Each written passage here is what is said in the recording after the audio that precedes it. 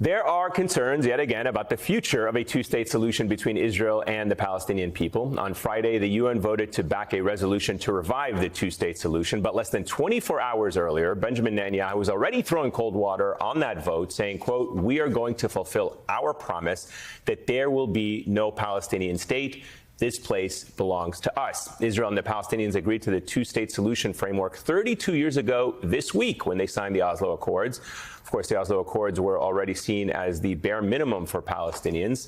That's why you're now seeing more countries push to recognize a Palestinian state outright. They know the two-state solution is dead. Rob Malley is back with us as well. Of course, his new book, as we mentioned, Tomorrow is Yesterday, coming out Tuesday, is very relevant to this conversation. So let me just ask you the conclusion that I found in your book, but I want you to articulate.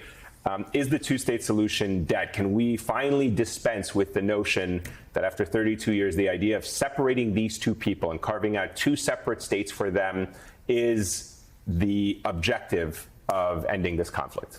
So I think really the onus at this point has to be on those who are still defending a two-state solution to say why they think that after, as you say, 30 years of effort, under far more auspicious conditions than exist today on almost every scale, the mutual feelings of the two sides, the level of violence, the settlement construction, what we're hearing in terms of Israeli public opinion, because it's not just Benjamin Netanyahu, it's the entire Knesset, the entire Israeli parliament, except for the Arab Israeli parties who say no Palestinian state.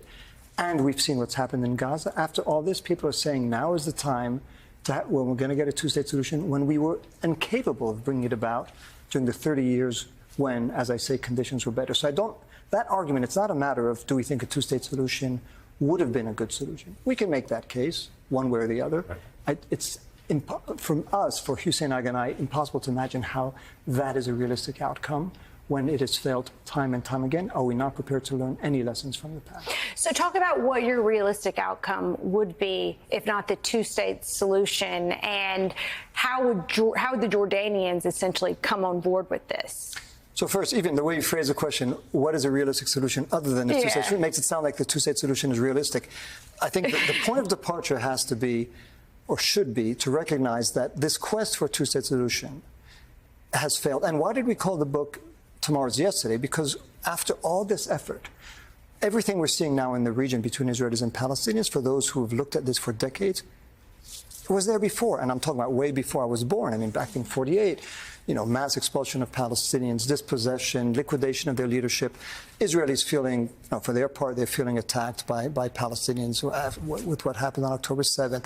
Palestinian leadership that is completely anemic and useless at this point. Isolated acts of Palestinian violence, as we saw in Jerusalem a few days ago.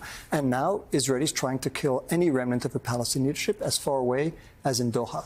So everything we're seeing, we saw before. So what did it all amount to? What did this peace process amount to? That has to be the starting point. It amounted to a hill of beans. Now, the question is, what is the alternative?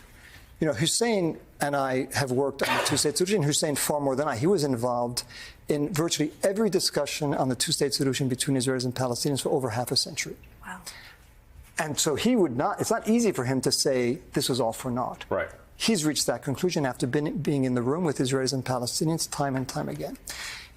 We're not prophets. We failed in the past. I'm not going to say the best solution is a confederation with Jordan or a one-state solution or confederation binational, a confederation, loose federation between Israelis and Palestinians. We don't have the answer. But let's at least explore these rather than say there's only one realistic outcome, which is the outcome that has failed, and we exclude consideration of other outcomes that haven't been tried. Can you speak a bit about what's happening in the West Bank right now and the prospect of further annexation? Where has the U.S. been on the West Bank? And I guess where is this administration now? So what we're seeing in the West Bank is mini Gaza, right? I mean, and Israelis are pretty clear about it. They're trying to displace populations in Gaza. There have been attacks against refugee camps. There's been daily attacks, settler attacks, but the settler attacks are almost always done with some form of support by the state.